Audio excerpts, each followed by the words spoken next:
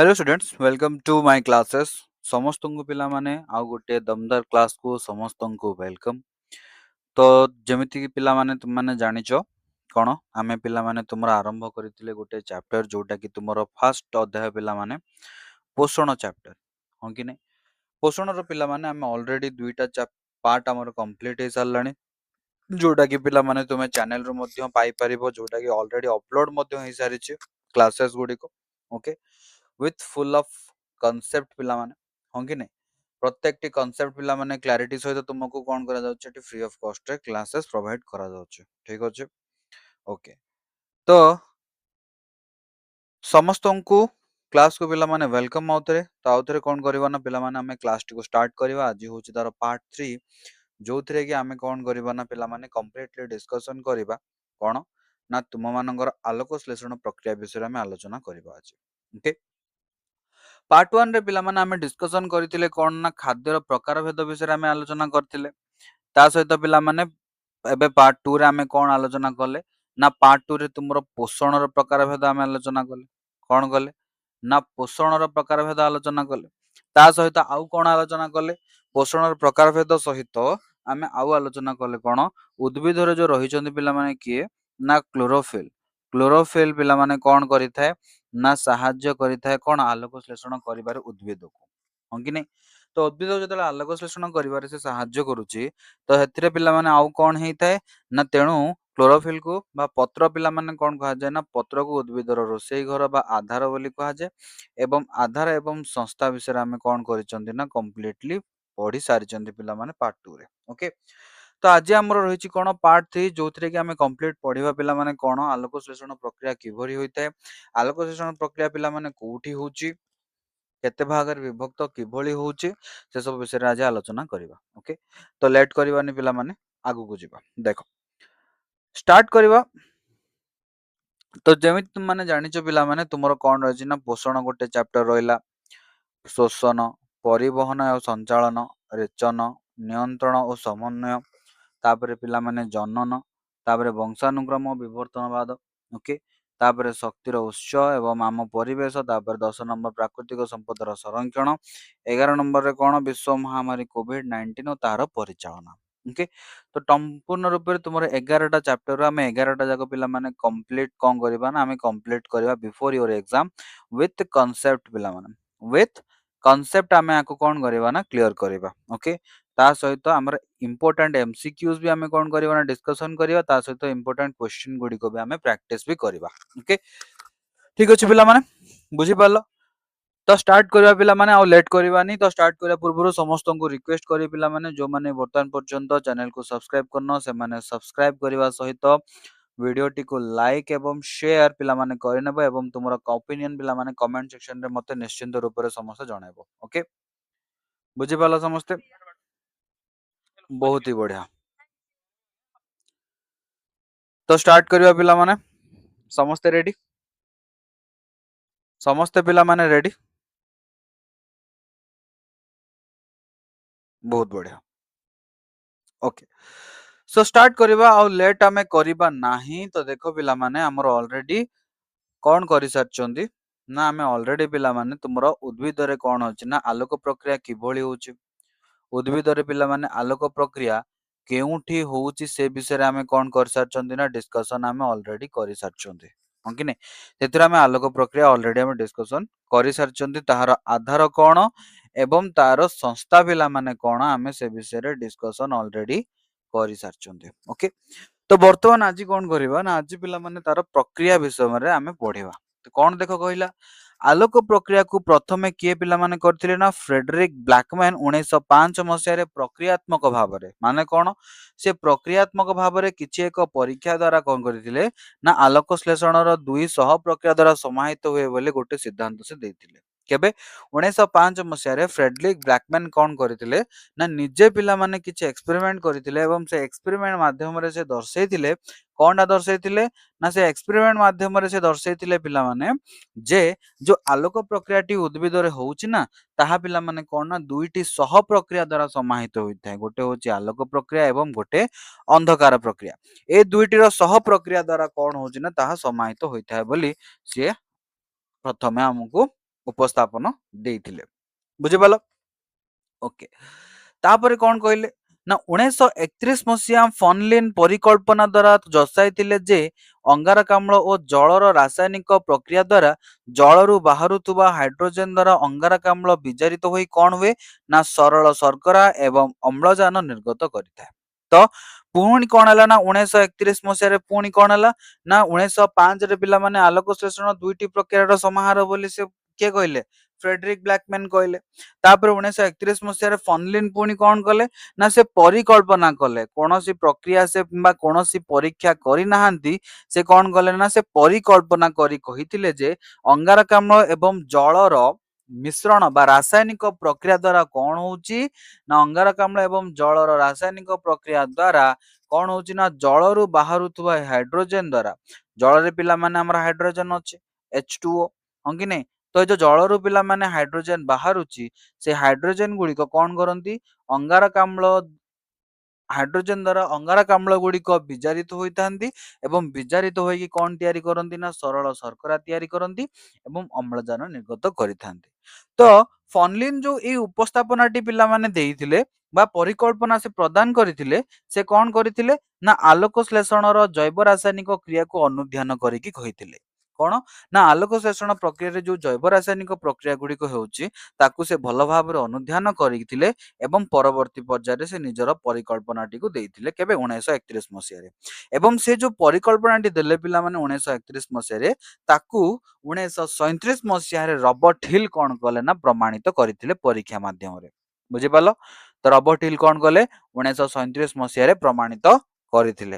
1905 ମସିହାରେ Frederick Blackman ପ୍ରଥମ ଥର ପାଇଁ କହିଥିଲେ ବା ସେ ପ୍ରକ୍ରିୟାତ୍ମକ କଣ କରିଥିଲେ ନା ଆଲୋକ ଶ୍ଳେଷଣ ଦୁଇଟି ସହ ପ୍ରକ୍ରିୟାର ସମ୍ମିଶ୍ରଣ ବୋଲି ସେ କହିଥିଲେ ସମାହିତ ହୋଇଥାଏ ବୋଲି କହିଥିଲେ। 1931 ରେ ପିଲାମାନେ କଣ ହେଇଥିଲା ନା ଫନଲିନ୍ ପରିକଳ୍ପନା ଦ୍ୱାରା ଦର୍ଶାଇଥିଲେ ଯେ ଅଙ୍ଗାରକାମ୍ଳ କଣ କରୁଛି ନା ଅଙ୍ଗାରକାମ୍ଳ ଜଳ ସହିତ ରାସାୟନିକ ପ୍ରତିକ୍ରିୟା ହଉଛି ହେବା ପରେ ଜଳରୁ ପିଲାମାନେ କଣ ନା ଯୋଉ ହାଇଡ୍ରୋଜେନ ଅଣୁ ବାହାରୁଛି ସେ ହାଇଡ୍ରୋଜେନ ଅଣୁ ଗୁଡିକ କଣ କରନ୍ତି ନା ଅଙ୍ଗାରକାମ୍ଳ ସହିତ ମିଶିକି ଅଙ୍ଗାରକାମ୍ଳକୁ ବିଜାରିତ କରନ୍ତି ଏବଂ ସରଳ ଶର୍କରା ଅଣୁ ପ୍ରସ୍ତୁତ କରିବା ସହିତ ଅମ୍ଳଜାନ ମଧ୍ୟ ନିର୍ଗତ କରିଥାନ୍ତି। ବୁଝିପାରିଲ? ତ ଏ ସିଦ୍ଧାନ୍ତକୁ ସେ କଣ କଲେ ନା ଆଲୋକ ଶ୍ଳେଷଣର ଜୈବ ରାସାୟନିକ ପ୍ରକ୍ରିୟାକୁ ଅନୁଧ୍ୟାନ କରିକି କହିଥିଲେ। ବୁଝିପାରିଲ? ଯାହାକୁ 1937 ମସିହାରେ କିଏ ନା ରବର୍ଟ ହିଲ୍ ପ୍ରମାଣିତ କରିଥିଲେ। କିଏ ରବର୍ଟ ହିଲ୍ ପିଲାମାନେ ପ୍ରମାଣିତ କରିଥିଲେ। କ୍ଲୋରୋପ୍ଲାଷ୍ଟ କ୍ଲୋରୋଫିଲ୍ ମାଧ୍ୟମରେ ଆଲୋକ ଶକ୍ତିକୁ ବ୍ୟବହାର କରି ଏବଂ 6ଟି ଅଙ୍ଗାରକାମ୍ଳ ଓ 12ଟି ଜଳ ଅଣୁ ବ୍ୟବହାର କରି ଗ୍ଲୁକୋଜ ସଂଶ୍ଳେଷଣ କରିଥାନ୍ତି। କଣ କହିଲେ ନା କ୍ଲୋରୋପ୍ଲାଷ୍ଟର ଯୋଉ ମଧ୍ୟରେ ରହିଛି ପିଲାମାନେ କ୍ଲୋରୋଫିଲ୍ ମାଧ୍ୟମରେ କଣ ଆଲୋକ ଶକ୍ତି ବ୍ୟବହାର କରିବେ ସୂର୍ଯ୍ୟଙ୍କ ପାଖରୁ ଆସୁଥିବା ଆଲୋକ ଶକ୍ତିକୁ ବ୍ୟବହାର କରିବେ ଏବଂ ସେହି ସମୟରେ 6ଟି କାର୍ବନ ଅଣୁ 6ଟି ଅଙ୍ଗାରକାମ୍ଳ 12ଟି ଜଳ ଅଣୁ ସହିତ ମିଶି ଆଲୋକ ଏବଂ କ୍ଲୋରୋପ୍ଲାଷ୍ଟର ବା କ୍ଲୋରୋଫିଲର ଉପସ୍ଥିତିରେ ପିଲାମାନେ କଣ କରନ୍ତି ସରଳ ଶର୍କରା ଅଣୁ ବା ଗ୍ଲୁକୋଜ ସଂଶ୍ଳେଷଣ କରିଥାନ୍ତି। କଣ ବାହାରୁଛି ନା ଗ୍ଲୁକୋଜ ବାହାରୁଛି ପିଲାମାନେ C6H12O6 ତା ସହିତ ଅମ୍ଳଜାନ ମଧ୍ୟ ନିର୍ଗତ ହେଇଥାଏ। ବୁଝିପାରିଲ? ଆକୁ ସେ କଣ କରିଥିଲେ ନା ପ୍ରମାଣିତ କରିଥିଲେ। କ୍ଲିୟର? ବୁଝିପାରିଲ ପ୍ରକ୍ରିୟାଟିକୁ? ଠିକ ଅଛି। ତ ବର୍ତ୍ତମାନ ଯିବା ତ ପ୍ରଥମେ ଦେଖିବା ପିଲାମାନେ କଣ ନା ଆଲୋକ ପ୍ରକ୍ରିୟାଟି କିଭଳି ହଉଛି। ତ ଆଲୋକ ଶ୍ଳେଷଣ ପ୍ରକ୍ରିୟା ଦୁଇଟି ପ୍ରକ୍ରିୟାର ସମାହାର। ପ୍ରଥମେ ହଉଛି ଆଲୋକ ପ୍ରକ୍ରିୟା ଏବଂ ପରବର୍ତ୍ତୀ ପର୍ଯ୍ୟାୟରେ କଣ ନା ଆଲୋକ ଅନ୍ଧକାର ପ୍ରକ୍ରିୟା। ତ ପ୍ରଥମ ଆଲୋକ ପ୍ରକ୍ରିୟାଟିକୁ ଦେଖିବା ସୂର୍ଯ୍ୟର ଆଲୋକର ଉପସ୍ଥିତିରେ ଥାଇଲାକଏଡ ଝିଲ୍ଲିରେ ଆଲୋକ ପ୍ରକ୍ରିୟାଟି ଆରମ୍ଭ ହୋଇଥାଏ। କଣ ନା ସୂର୍ଯ୍ୟର ଆଲୋକ ଉପସ୍ଥିତିରେ ଯେହେତୁ ଆଲୋକ ପ୍ରକ୍ରିୟା ନାଁ କଣ ପାଇଁ ଦିଆ ହେଇଛି କାହିଁକି ନା ପିଲାମାନେ ତାହା ଆଲୋକ ବ୍ୟବହାର କରିକି ପ୍ରକ୍ରିୟାଟି ହେଉଥିବା ହେତୁ। ବୁଝିପାରିଲ? କେଉଁଠୁ ଆଲୋକ ପିଲାମାନେ ଆସେ ଉଦ୍ଭିଦ ମାନଙ୍କ ପାଖକୁ ନା ସେମାନେ ସୂର୍ଯ୍ୟରୁ ଯେତିକି ଆଲୋକ ଆସେ ତାକୁ ହିଁ ବ୍ୟବହାର କରିଥାନ୍ତି। ଓକେ।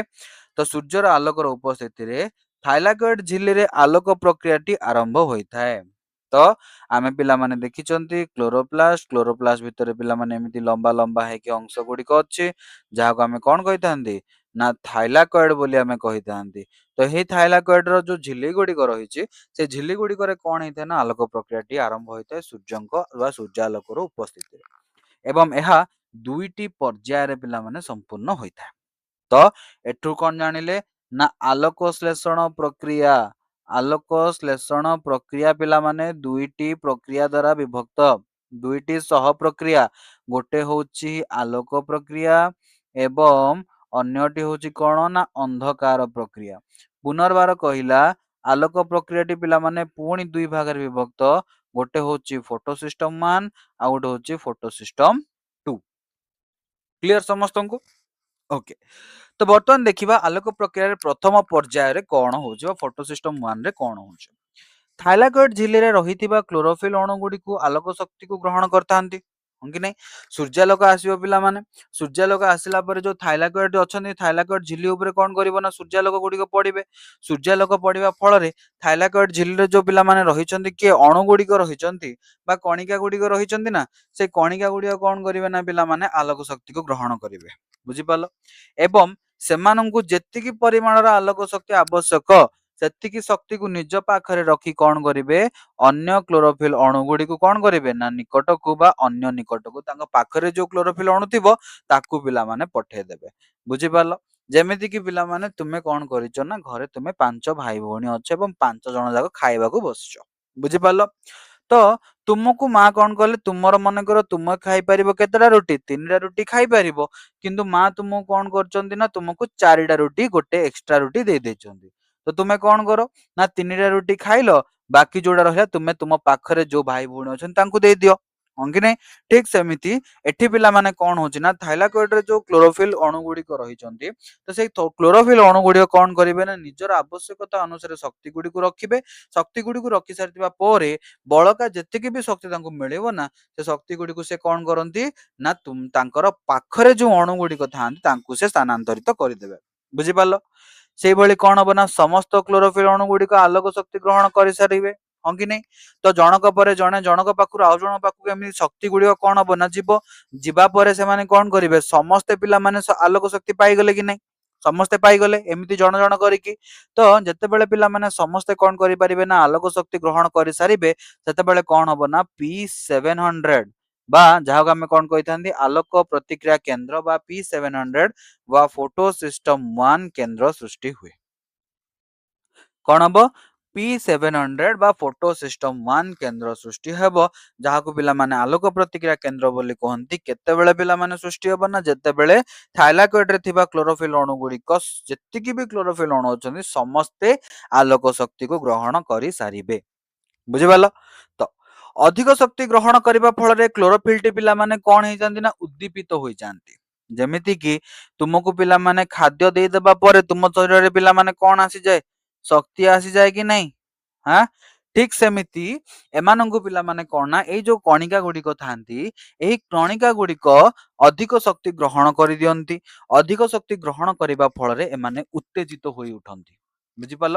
ବା ଉଦ୍ଦୀପିତ ହୋଇ ଉଠନ୍ତି। ଫଳରେ ଗୋଟିଏ ଅସ୍ଥିର ଇଲେକ୍ଟ୍ରନ କଣ କରେ ନା ବାହାରି ବିଭିନ୍ନ ବାହକ ଅଣୁ ଦ୍ୱାରା ପହଞ୍ଚିଥାଏ କୋଉଠି ନା ଗୋଟେ ଗ୍ରାହକ ଅଣୁ ପାଖରେ ଯାହାର ନାଁ କଣ NADP+ ଜାରିତ ନିକୋଟିନାମାଇଡ ଏଡେନାଇନ ଡାଇନ୍ୟୁକ୍ଲିଓଟାଇଡ ଫସ୍ଫେଟ ନିକଟରେ ପହଞ୍ଚିଥାଏ। ତ ସେ କଣ କରିବେ ନା ଅଧିକ ଶକ୍ତି ପିଲାମାନେ ଗ୍ରହଣ କଲେ, ଗ୍ରହଣ କରିସାରିବା ପରେ ସେମାନଙ୍କ ଶରୀରରୁ କଣ ହେଇଯିବ ନା ସେମାନଙ୍କ ପାଖରୁ ଗୋଟେ ଇଲେକ୍ଟ୍ରନ କଣ କରିବ ନା ବାହାରି ଆସିବ। ଇଲେକ୍ଟ୍ରନ ବାହାରି ଆସିକି କଣ କରିବ ନା ଇଲେକ୍ଟ୍ରନ ଯେତେବେଳେ ବାହାରି ଆସିବ ସେ ବିଭିନ୍ନ ପ୍ରକାର ବାହକ ଅଣୁ ମାନେ ସେ ଇଲେକ୍ଟ୍ରନକୁ ଯୋଉମାନେ ବହନ କରିକି ଗୋଟିଏ ସ୍ଥାନରୁ ଅନ୍ୟ ସ୍ଥାନକୁ ନେବେ ତାଙ୍କୁ କଣ କୁହାଯାଏ ନା ବାହକ ଅଣୁ। ସେ ବାହକ ଅଣୁ ସାହାଯ୍ୟରେ କାହା ପାଖରେ ପହଞ୍ଚିବେ, ଗୋଟିଏ ଗ୍ରାହକ ଅଣୁ ଯିଏ ପିଲାମାନେ ସେ ଇଲେକ୍ଟ୍ରନଟିକୁ ଗ୍ରହଣ କରିବ। ବୁଝିପାରିଲ? ତାକୁ ପିଲାମାନେ ଏଠି କଣ କୁହାଯାଏ ନା ଗ୍ରାହକ ଅଣୁ। ତ ଏଠି ଗ୍ରାହକ ଅଣୁ କିଏ NADP+, ଯାହାର ପୁରା ନାମ କଣ ପିଲାମାନେ ଜାରିତ ନିକୋଟିନାମାଇଡ ଏଡେନାଇନ ଡାଇନ୍ୟୁକ୍ଲିଓଟାଇଡ ଫସ୍ଫେଟ ନିକଟରେ ପହଞ୍ଚି ଥାଏ। ତ ପହଞ୍ଚିବା ପରେ କଣ ହୁଏ ନା ଶେଷ ଗ୍ରାହକ ଅଣୁକୁ ସହକାରକ ବୋଲି ମଧ୍ୟ କୁହାଯାଏ। ତ ଗ୍ରାହକ ଅଣୁକୁ ଆଉ କଣ କୁହାଯାଏ ଏଠି ନା ଏଠି ପିଲାମାନେ ଗ୍ରାହକ ଅଣୁକୁ କଣ କୁହାଯାଉଛି ନା ସହକାରକ ଅଣୁ ବୋଲି ମଧ୍ୟ କୁହାଯାଉଛି। ଗ୍ରାହକ ଅଣୁଟି ବା NADP+ ଇଲେକ୍ଟ୍ରନ ଗ୍ରହଣ କରିସାରିବା ପରେ କଣ ହେବ ନା ବିଜାରିତ ହୋଇ କଣ ତିଆରି କରିବ NADPH ରେ ପରିଣତ ହବ। ସହିତ ଦ୍ୱିତୀୟ ପର୍ଯ୍ୟାୟ ମଧ୍ୟ ଆରମ୍ଭ ହୋଇଥାଏ। ତ ଗୋଟେ ଇଲେକ୍ଟ୍ରନ ବାହାରିଲା, ଇଲେକ୍ଟ୍ରନ ବାହାରିବା ପରେ ସିଏ ଆସିଲା କାହା ସହିତ ମିଶିବ ନା NADP+ ସହିତ ମିଶିଲା। मिसिला परे कौन तैयारी कला ना NADPH प्रस्तुत कला बुझिपाल NADPH प्रस्तुत कला एवं NADPH प्रस्तुत करने सहित कौन है ना तुमर द्वितीय पर्याय मध्य आरंभ हो गला बुझिपाल समस्ते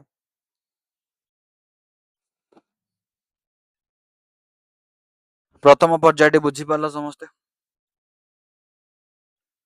तो ये भाव में पिला कौन ना तुम आलोक प्रक्रिया आरंभ होता है क्लियर समस्त को क्लियर वेरी गुड तो आगु को जीवा पिला माने द्वितीय पर्याय आड़क तो द्वितीय पर्याय आड़क जीवा पूर्व समस्त को पिला माने आउथरे रिमाइंड करनी जे तुम पिला माने कंप्लीटली चैनल टा होची तुमरो ओके एज योर बेस्ट तुम्हें जहा चाहिबो I will provide you okay तुम्हें जहा चाहिबो I will provide you that to be all free of cost okay तो समस्त को रिक्वेस्ट पिला माने समस्त चैनल टी को शेयर करबा सहित समस्त पिला माने सब्सक्राइब मध्य कइनो ता सहित जहा भी तुमको बुझा पड़ुची बुझा पड़ू ना ताहा तुमे माने मते कमेंट सेक्शन रे निश्चिंत रूप रे जणाई पारिबो एवं प्रत्येक क्लास रो नोट्स ता सहित पिला माने अपडेट पाइबा पई तुमे हमरो जो रहिछि टेलीग्राम चैनल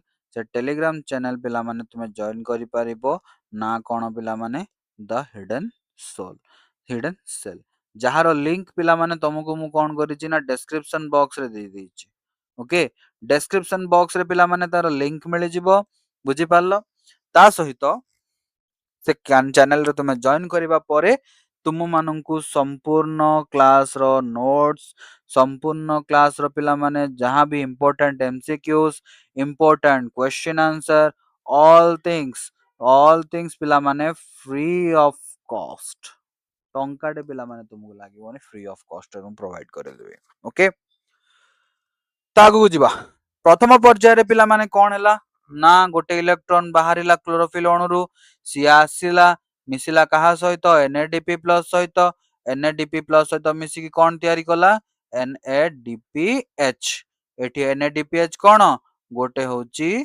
ग्राहक अणु हंगी नहीं तो देखो ग्राहक अणु पिला माने इलेक्ट्रॉन ग्रहण कर सारिबा परे NADPH प्रस्तुत कला एवं एही NADPH प्रस्तुत होई सारिबा परे हेबा सहित कोन ना हमर द्वितीय पर्याय मध्ये आरंभ होई गला आलोक प्रक्रिया तो द्वितीय पर्याय रे कोन हला एवं प्रथम पर्याय रे हमें कोन देखिले देखो ना PS1 बा फोटो सिस्टम 1 रे सृष्टि होइतिबा इलेक्ट्रॉन रो शून्यता को पूरण करबा निमंते अन्य एक आलोक प्रक्रिया P680 बा PS2 रु इलेक्ट्रॉन आसीता PS1 को कि नहीं तो PS1 रे पिला माने कोन हेतिला PS1 रे पिला माने क्लोरोफिल रु गोटे इलेक्ट्रॉन बाहरी थिला इलेक्ट्रॉन टी बाहरी की पिला माने कोन हेची ना एठी NADPH तयारी करथिला तो ए स्थान रे पिला माने गोटे इलेक्ट्रॉन पई खाली स्थान रहिला कि नहीं तो एई खाली स्थान टी को पूरण करिबा पई बा फोटो सिस्टम 1 रे जो इलेक्ट्रॉन रो खाली स्थान टी अछि ताको फुल करिबा पई कोठु इलेक्ट्रॉन आसीबो ना फोटो सिस्टम 2 रु इलेक्ट्रॉन आसीबो फोटो सिस्टम 1 को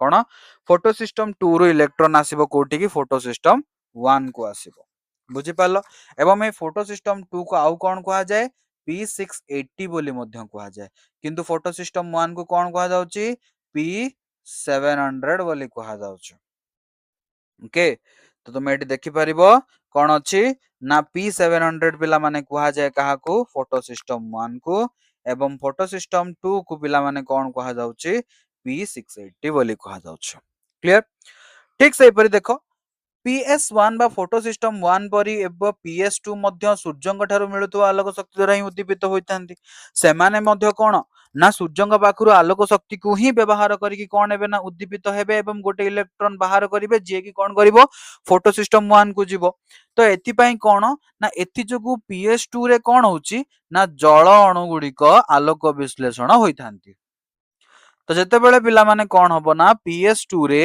गोटे इलेक्ट्रॉन बाहरिबा समय रे कोन हुए ना से समय रे जल अणु गुडी को उद्दीपित होइथांती बा जल अणु गुडी को कोन हिथांती ना आलोक विश्लेषण होई गोटे इलेक्ट्रॉन काढिबे ता सहित गोटे प्रोटॉन काढिले ता सहित आउ कोन काढिबे ना ऑक्सीजन मध्ये निर्गत करिवे बुझि पालो ओके कोन कोन निर्गत कले विश्लेषण होई इलेक्ट्रॉन काढिले प्रोटॉन बाहर कले एवं अम्लजान मध्ये निर्गत होइथाय बुझि पालो तापरे कोन होची देखो ନା ଝିଲ୍ଲି ମଧ୍ୟରେ ଅତ୍ୟଧିକ ପରିମାଣର ଇଲେକ୍ଟ୍ରନ୍ ଚଳନ ଫଳରେ ଲ୍ୟୁମେନରେ ଅଧିକ ପ୍ରୋଟୋନ ଜମା ହୋଇ ଏକ ପ୍ରକାର ଅବକ୍ରମ ବା ବଳ ସୃଷ୍ଟି କରିଥାନ୍ତି।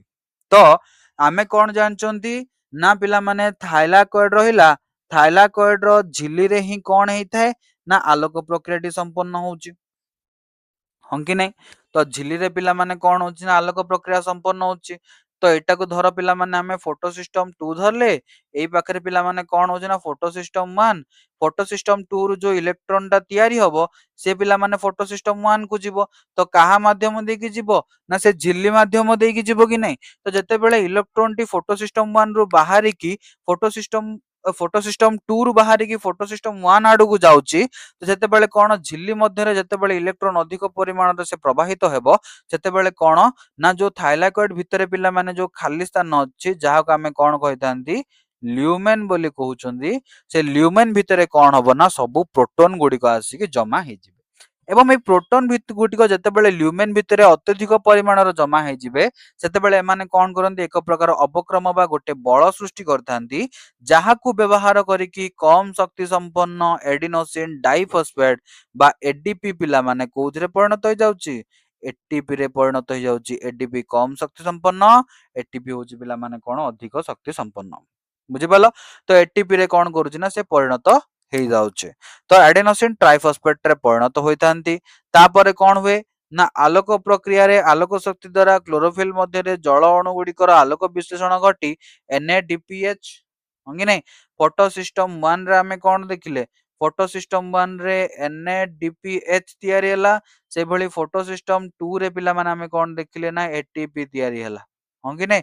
ତ ଓଭରଅଲ ଆମେ କଣ କହିପାରିବା ନା ଆଲୋକ ଶ୍ଳେଷଣ ପ୍ରକ୍ରିୟାରେ ଦୁଇଟି ଜିନିଷ ତିଆରି ହଉଛି, ଗୋଟେ NADPH ଏବଂ ଗୋଟେ ATP ଦୁଇଟି ତିଆରି ହେଲା। ତ ଆଲୋକ ଶକ୍ତି ଦ୍ୱାରା କ୍ଲୋରୋଫିଲ ମଧ୍ୟରେ ଜଳ ଅଣୁ ଗୁଡିକର ଆଲୋକ ବିଶ୍ଳେଷଣ ଘଟି NADPH ଓ ATP ଗଠିତ ହୋଇଥାନ୍ତି ଏବଂ NADPH ଓ ATP ମିଶି ଆଲୋକ ବିଶ୍ଳେଷଣ ଶକ୍ତି ଗଠନ କରିଥାନ୍ତି। କଣ ନା NADPH ଓ ATP ଏ ଦି ଜଣ ଯାକ ମିଶିକି କଣ କରନ୍ତି ନା ପିଲାମାନେ ଆଲୋକ ବିଶ୍ଳେଷଣ ଶକ୍ତି ଗଠନ କରିଥାନ୍ତି। ଏହା ସହିତ ଅମ୍ଳଜାନ ମଧ୍ୟ ସୃଷ୍ଟି ହୋଇଥାଏ। ବୁଝିପାରିଲ ନା ବୁଝିପାରିଲନି? ପିଲେ ଶୁଣ, ତୁମର ଯାହା ବି ଡାଉଟ ରହୁଛି ନା ମତେ କମେଣ୍ଟ ସେକ୍ସନରେ ଇନଫର୍ମ କର। ଓକେ, ଯାହା ବି ତୁମର ଡାଉଟ ରହୁଛି ମତେ କମେଣ୍ଟ ସେକ୍ସନରେ ଇନଫର୍ମ କର। within 2 days I will try to sort out your problems. Okay, within 2 days ତୁମର ସବୁ ପ୍ରୋବ୍ଲେମ ସର୍ଟ ଆଉଟ ପିଲାମାନେ ମୁଁ କରିବା ପାଇଁ ଚେଷ୍ଟା କରିବି। ଓକେ, ବହୁତ ହି ବଢିଆ। ତା ସହିତ ନୋଟ୍ସ ପାଇଁ ପିଲାମାନେ ଟେଲିଗ୍ରାମ ଚ୍ୟାନେଲରେ ସମସ୍ତେ ଜଏନ ହେଇଯାଅ, ବୁଝିପାରିଲ? ଠିକ ଅଛି। ତ ଏହା ପରେ ପିଲାମାନେ ଦ୍ୱିତୀୟ ପର୍ଯ୍ୟାୟ ସରିଲା ଏବଂ ଦ୍ୱିତୀୟ ପର୍ଯ୍ୟାୟରେ ଆମକୁ ଦୁଇଟି ଜିନିଷ ମିଳିଲା। ଗୋଟେ ହଉଛି କଣ ନା NADPH, ତା ସହିତ ଆଉ ଗୋଟେ କଣ ମିଳିଲା ନା ATP ମିଳିଲା। ଏବଂ ଏହି ଉଭୟ ଦୁଇଟି ଯାକ ପିଲାମାନେ ବ୍ୟବହୃତ ହେବେ କୋଉଥିରେ ନା ଅନ୍ଧକାର ପ୍ରକ୍ରିୟାରେ ବ୍ୟବହାର ହେବେ। କୋଉଥିରେ? ଅନ୍ଧକାର ପ୍ରକ୍ରିୟାରେ ପିଲାମାନେ ବ୍ୟବହୃତ ହେବେ। କ୍ଲିୟର? ଠିକ ଅଛି। ଦେଖ ପିଲାମାନେ, ଏଇଟା ହଉଛି ପିଲାମାନେ କଣ ନା ତୁମର ଗୋଟେ କମ୍ପ୍ଲିଟଲି ଡାଇଗ୍ରାମ ପିଲାମାନେ କଣ ତୁମର ଆଲୋକ ଶ୍ଳେଷଣ ପ୍ରକ୍ରିୟା। ଏଠି ବସ୍ ତୁମର ପିଲାମାନେ କଣ ସବୁ ଇଂଲିଶ ରେ ମେନସନ କରାଯାଇଛି, ତୁମକୁ ଏଠି କଣ କରିବାକୁ ପଡିବ ନା ଓଡିଆରେ ମେନସନ କଲେ ବି ଚଳିବ, ବୁଝିପାରିଲ? ତ ଦେଖ ଥାଇଲାକଏଡ ଝିଲ୍ଲି ପିଲାମାନେ, ଏତିକି ତୁମର ଥାଇଲାକଏଡ ଝିଲ୍ଲି, ହଁ କି ନାଇଁ? ତ ଥାଇଲାକଏଡ ଝିଲ୍ଲିରେ ହିଁ ଆଲୋକ ଶ୍ଳେଷଣ ପ୍ରକ୍ରିୟାଟି ହୋଇଥାଏ। ତ ଆଲୋକ ଶ୍ଳେଷଣ ପ୍ରକ୍ରିୟାରେ ଯୋଉ ରହିଛନ୍ତି ପିଲାମାନେ ଏଠି ଗ୍ରୀନ ଗ୍ରୀନ କଣ କ୍ଲୋରୋଫିଲ ଅଣୁ। ତ ଏଇ କ୍ଲୋରୋଫିଲ ଅଣୁ ଗୁଡିକ ସୂର୍ଯ୍ୟଙ୍କ ପାଖରୁ ଆସୁଥିବା ଆଲୋକ ଶକ୍ତିକୁ ଗ୍ରହଣ କଲେ। ତ ଆଲୋକ ଶକ୍ତିକୁ ଗ୍ରହଣ କରିବା ପରେ ଗୋଟେ ଇଲେକ୍ଟ୍ରନ ସେମାନେ ବାହାର କଲେ, ଯାହାକି ପିଲାମାନେ NADP ପ୍ଲସ ରେ ମିଶିଲା। NADP ପ୍ଲସ ରେ ମିଶିକି NADPH ରେ ପରିଣତ ହେଇଗଲା। ତ ଏଇ ଫୋଟୋ ସିଷ୍ଟମ 1 ରେ କଣ ହେଇଗଲା ନା ପିଲାମାନେ ଗୋଟେ ଇଲେକ୍ଟ୍ରନ ବାହାରି ଯାଇଛି। ତ ଏଠି ଇଲେକ୍ଟ୍ରନ ର ଭ୍ୟାଲେନ୍ସି ବା ଭ୍ୟାକେନ୍ସି ରହିଲା।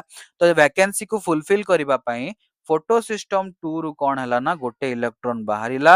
ଏଇ ଝିଲ୍ଲି ମଧ୍ୟ ଦେଇକି କୋଉଠି ପହଞ୍ଚିଲା? ଫୋଟୋ ସିଷ୍ଟମ 1 ରେ ପହଞ୍ଚିଲା। ଏବଂ ଏଇ ଫୋଟୋ ସିଷ୍ଟମ 1 ରେ ପହଞ୍ଚିବା ଫଳରେ ଝିଲ୍ଲି ମାଧ୍ୟମ ଦେଇକି ଇଲେକ୍ଟ୍ରନ ଟି ଗତି କଲା। ତ ଏ ଝିଲ୍ଲି ମାଧ୍ୟମ ଦେଇକି ଇଲେକ୍ଟ୍ରନ ଟି ଗତି କରିବା ଫଳରେ ପ୍ରତ୍ୟେକ ପ୍ରୋଟୋନ କଣ ଆସିଲେ ନା ପିଲାମାନେ ଏଠି ଲ୍ୟୁମେନ ଭିତରେ କଣ ହେଇଗଲେ ନା ଜମା ହେଇଗଲେ ପ୍ରୋଟୋନ ଗୁଡିକ, ବୁଝିପାରିଲ? ତ ଏ ପ୍ରୋଟୋନ ଗୁଡିକ ଜମା ହେଇକି କଣ କଲେ ନା ଗୋଟେ ପ୍ରକାର ବଳ ସୃଷ୍ଟି କଲେ ଏବଂ ସେହି ବଳକୁ ବ୍ୟବହାର କରିକି एडीपी पिला माने कोथरे परिणत होई गला ना एटीपी रे परिणत होई गला कोथरे एटीपी रे परिणत होई गला in the presence of ATP synthase protein कौन एटीपी सिंथेज प्रोटीन सहायता रे कौन हैला ना एडीपी पिला माने एटीपी रे परिणत होई गला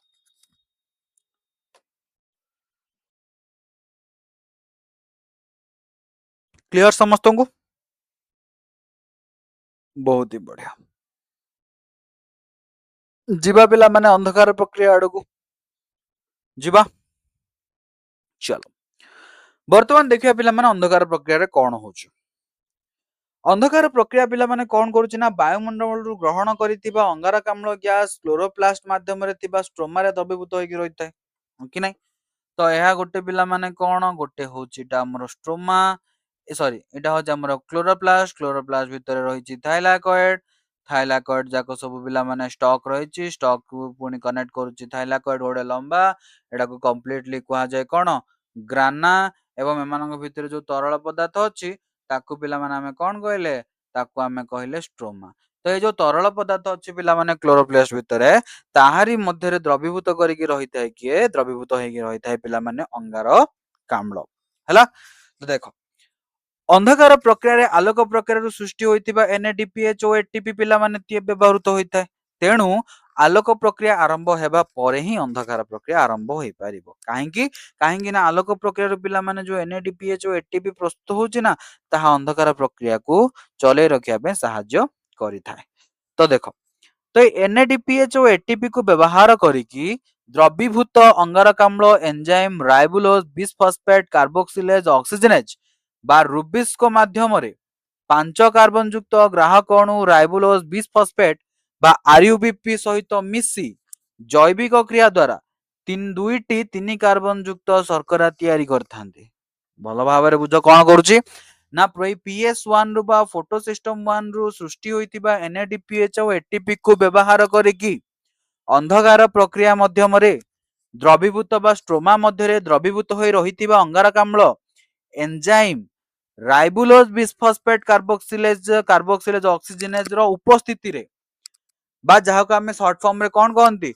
रुबिस्को एंजाइम बोली कहिथांती तारी माध्यम रे बा एंजाइम माध्यम रे 5 कार्बन युक्त ग्राहक अणु राइबोलोज बिसफॉस्फेट सहित मिसी कौन करूचंती ना जैविक प्रक्रिया करी 2-3 कार्बन युक्त शर्करा तैयारी करिथांती 5 कार्बन युक्त ग्राहक अणु आरयूबीपी रो उपस्थिति रे कोथरे परिणत जानती 2-3 कार्बन विशिष्ट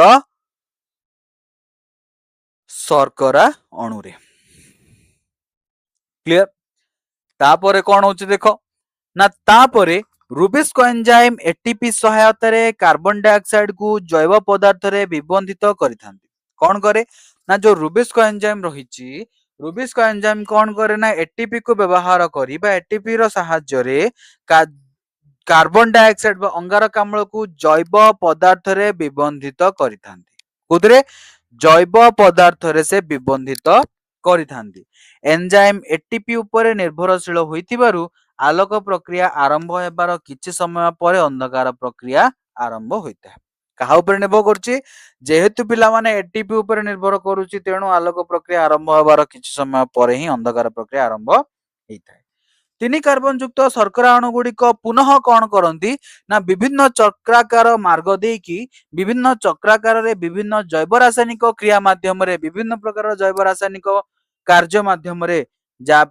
परिचालित होई एक 6 कार्बन युक्त ग्लूकोज अणु संश्लेषण करती एवं ता सहित आउ गोटे 5 कार्बन युक्त राइबोलोज बिसफॉस्फेट ग्राहक अणु मध्य से सृष्टि करथांती माने कोन एटी पिला माने कोन हला ना गोटे 3 कार्बन युक्त 2-3 कार्बन युक्त शर्करा तैयारी होला एवं 2-3 कार्बन युक्त शर्करा पुणी कौन कले ना विभिन्न प्रकार रासायनिक प्रतिक्रिया देकी जैव रासायनिक प्रतिक्रिया मध्य गति करिकी कौन तैयारी करिवे ना गोटे 6 कार्बन विशिष्ट ग्लूकोज अणु तैयारी करिवे एवं 6 कार्बन विशिष्ट ग्लूकोज अणु तैयारी करिबा सहित आउ कौन तैयारी करिवे ना 6 कार्बन विशिष्ट ग्लूकोज अणु तैयारी करिबा सहित गोटिए 5 कार्बन युक्त राइबोलोज बिसफॉस्फेट ग्राहक अणु मध्य एमाने सृष्टि करिथांती बुझी पारलो ତ ଏ ଚିତ୍ରଟି ତୁମର ବହିରେ ଦେଇଛି ପିଲାମାନେ, ଆକୁ ଦେଖିଲେ ତୁମେ ଭଲ ଭାବରେ ବୁଝିପାରିବ। କଣ ନା ପିଲାମାନେ ଆମେ ଦେଖିଲେ କଣ ନା କାର୍ବନ ଡାଇଅକ୍ସାଇଡ ରହିଲା, ହଁ କି ନାଇଁ? ତ ଅଙ୍ଗାରକାମ୍ଳ ପିଲାମାନେ ଅଛି, ଏନଜାଇମ ଆରିଓ ରୁବିସ୍କୋ ଏନଜାଇମ ସହିତ ମିଶିଲା ଏଟିପି ଏବଂ ଏନଏଡିପିଏଚ କୁ ବ୍ୟବହାର କରିକି କଣ ହେଇଛି ନା ଆମର ଯୋଉ ରହିଥିଲା ପିଲାମାନେ କାର୍ବନଟି 5 କାର୍ବନ ଯୁକ୍ତ ଗ୍ରାହକ ଅଣୁ ଯୋଉ ରହିଥିଲେ 5 କାର୍ବନ ଯୁକ୍ତ, ସେମାନେ କଣ କଲେ ନା ଏଟିପି ଓ ଏନଏଡିପିଏଚ କୁ ବ୍ୟବହାର କଲେ।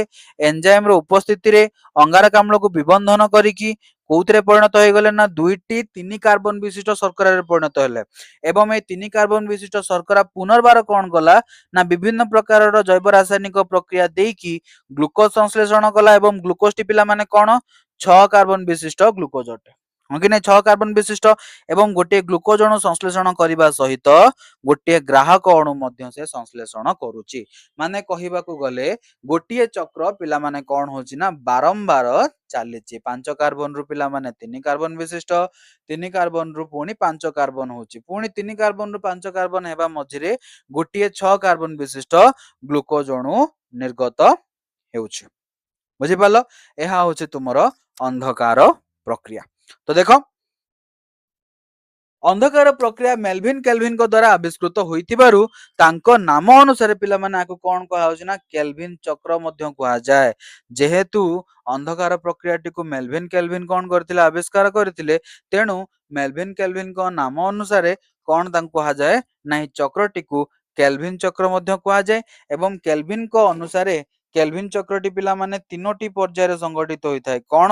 ପ୍ରଥମ ପର୍ଯ୍ୟାୟରେ ଗ୍ରାହକ ଅଣୁ ସହିତ ଅଙ୍ଗାରକାମ୍ଳ ବିବନ୍ଧିତ ହୋଇଥାଏ। ପ୍ରଥମ ପର୍ଯ୍ୟାୟରେ ଆମେ କଣ ଦେଖିଲେ? ପ୍ରଥମ ପର୍ଯ୍ୟାୟରେ ପିଲାମାନେ ଯୋଉ ରହିଛି ଏଠି ଗ୍ରାହକ ଅଣୁଟି କାହା ସହିତ ନା ରୁବିସ୍କୋ ଏନଜାଇମ ଏବଂ ଅଙ୍ଗାରକାମ୍ଳ ସହିତ ପିଲାମାନେ ବିବନ୍ଧିତ ହେଇଥାଏ। ବିବନ୍ଧିତ ହେବା ପରେ କଣ କରିଥାଏ? ଦେଖ, ବିବନ୍ଧିତ ହୋଇଥାଏ। ଦ୍ୱିତୀୟ ପର୍ଯ୍ୟାୟରେ କଣ ହେଲା ନା ଗ୍ଲୁକୋଜ ସଂଶ୍ଳେଷଣ ହେଲା, ହଁ କି ନାଇଁ? ଗ୍ଲୁକୋଜ ସଂଶ୍ଳେଷଣ ହେଲା, ଏବଂ ତୃତୀୟ ପର୍ଯ୍ୟାୟରେ କଣ ହେଲା ପିଲାମାନେ? ଗ୍ରାହକ ଅଣୁର ପୁନରୁଦ୍ଧାନ ହେଲା।